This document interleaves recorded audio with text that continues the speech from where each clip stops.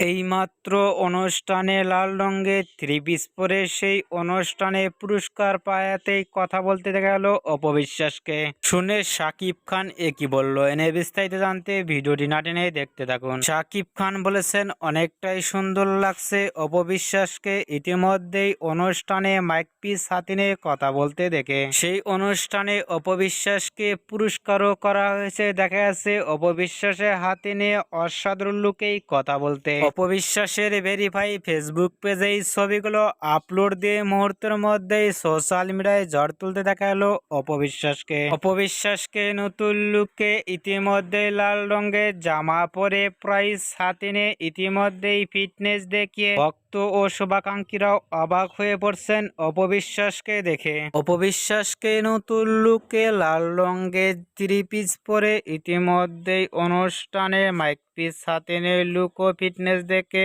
আপনাদের কেমন লাগলো কমেন্ট বক্সে জানিয়ে দিন।